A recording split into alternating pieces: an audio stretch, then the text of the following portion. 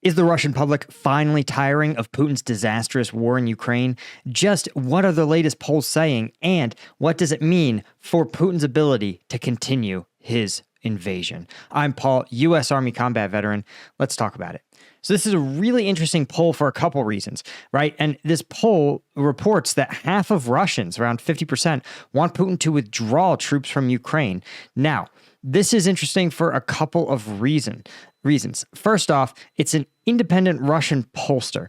But remember, guys, it is literally illegal to criticize Putin's war in Ukraine. And so that means that 50% of these Russians are willing to publicly tell a pollster, admittedly one not affiliated with the Russian state, but they're willing to say to him, yeah, Putin should leave, right?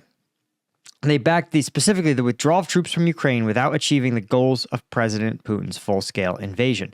Now, it's pretty obvious that the original invasion goals, including regime change in Kiev, are unlikely to occur, but there's other sort of scaled-down goals that Putin has publicly been pursuing, including the seizure and permanent annexation of Crimea, the Donetsk region, and the Luhansk region. However, this actually,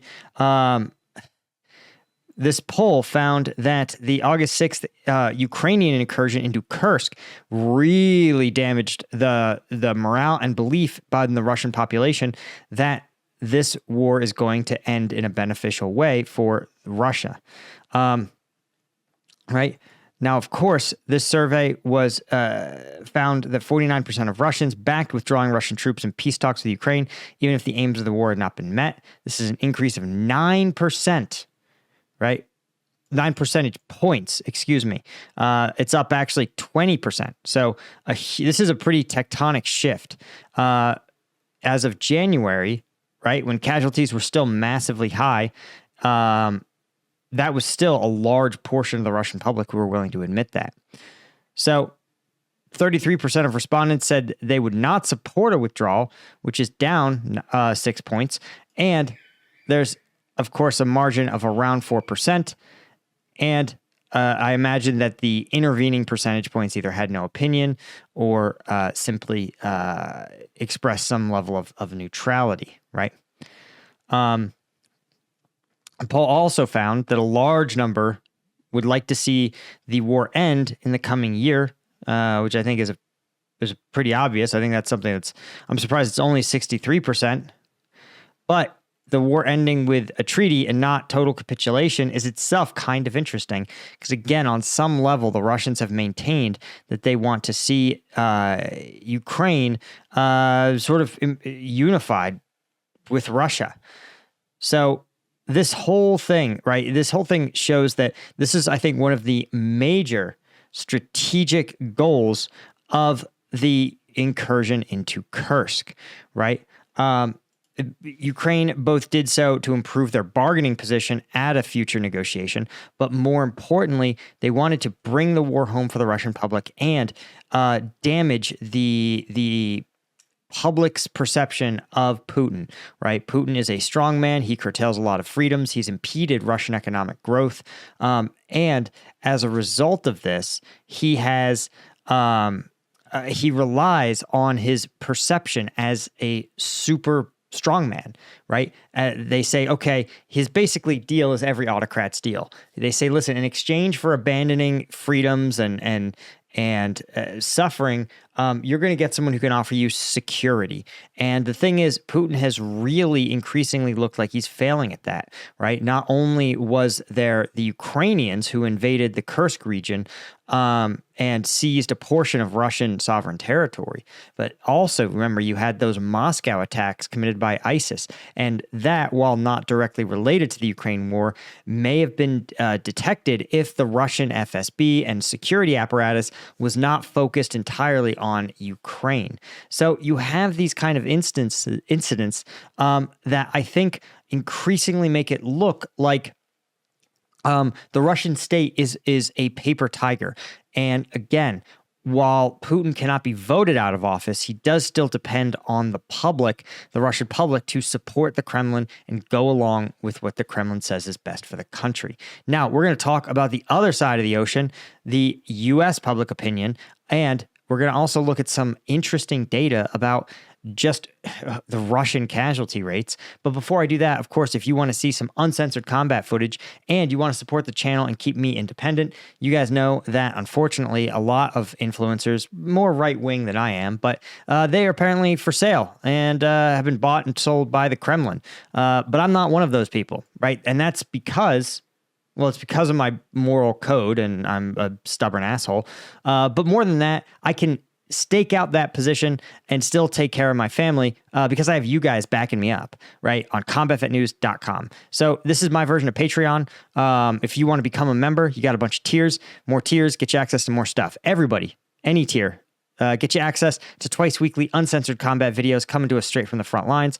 Lieutenant tier gets you access to the weekly Q&As. And the Colonel tier, of course, gets you some by-name shoutouts. So the link is in the description. Sign up today. Get access to not just the ongoing combat videos, but you can literally see the evolution of combat throughout this war because there are, at this point, probably hundreds of videos on Combat Vet News for you guys to check out from the past. Okay, let's talk about the U.S. You know, Americans love a winner, right? And according to a recent poll by the University of Maryland, public support for Ukraine has jumped by quite a bit, right? And this is the highest it's been in more than a year, according to this poll, despite the fact there's still a pretty large separation between Democrats and Republicans about the funding for U.S. military aid. Again, the three sort of perceptions are that we're giving Ukraine too much, too little, or just enough, right? Half of respondents, 48%, said that the U.S. should support Ukraine's defense from the Russian incursion as long as it takes. That's a pretty strong near majority, and this is before the Ukrainians invaded Kursk, right?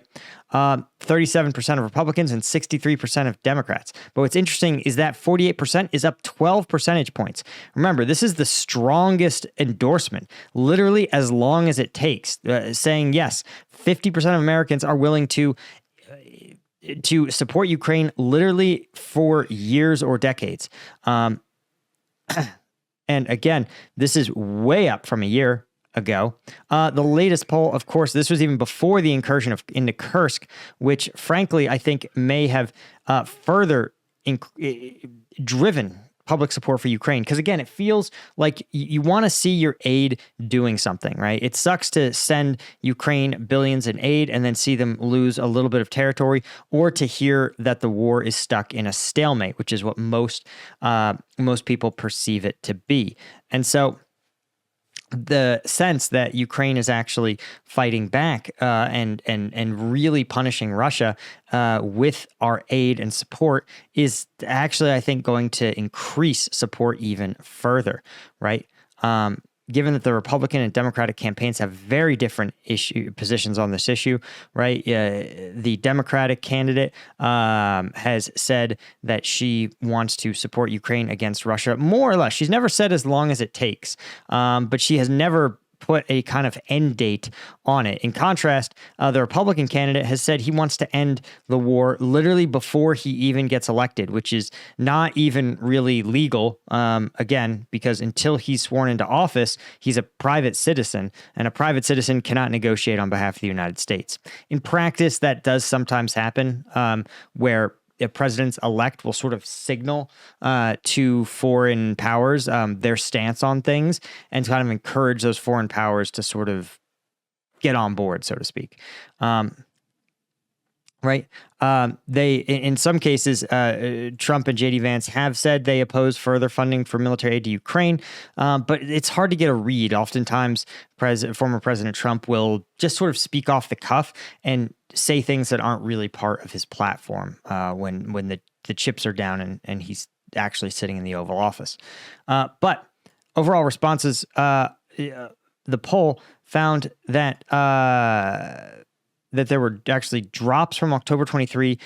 Fewer respondents think that Russia is losing, and fewer think the Ukraine is succeeding. But I think that may have reversed with the news of the Kursk incursion, right? Seeing Ukraine actually make battlefield gains again is tremendously, tremendously motivating. Large sales of both Republicans and Democrats sympathize more with Ukraine than Russia. 58% of Republicans and 76% of Democrats sympathize with Ukraine. Just 2% of respondents said they sympathize more with Russia. So while they have different views on it, there is tremendous sympathy for Ukraine and very little sympathy for Russia. Now, why exactly is the Russian public so salty? Well, the answer might be in these loss numbers. Now, these are figures according to the armed forces of Ukraine, which are going to be boosted up a little bit. But I think in terms of trends, I think you may see something that is meaningful here, right? And you can see that the Russian operational tempo from basically January till May of 2023 or 2024 was actually fairly low, right? Under 1,000 casualties a day, which is important for Russia because they're only bringing in on average, about 800 to 900 new recruits a day. So their daily loss rate, these are monthly loss rates of artillery systems. I'm talking out my butt here. But you could see that, again, I think this tracks with the tempo. Russia really stepped up its operational tempo in May, June, and July and August. And as a result, they've incurred a lot more losses. In fact, artillery systems, they lost 1,500 in August, which is nearly double that of their losses in January, right? You can see Russian troop losses also even more stark, with Russia kind of having this defensive footing where it simply seems to have lost, about, according to Ukraine, about comparable figures to its recruitment goals, right? So it brings it about 25K and it loses about 25K. But then in May, they began to ramp up their offensive tempo, and you're suddenly seeing what looks like almost a 30% increase in Russian daily casualties, and that hasn't slowed down. You can see, even though September isn't even done yet, it still is close to exceeding those January numbers. Pretty preposterous, pretty crazy.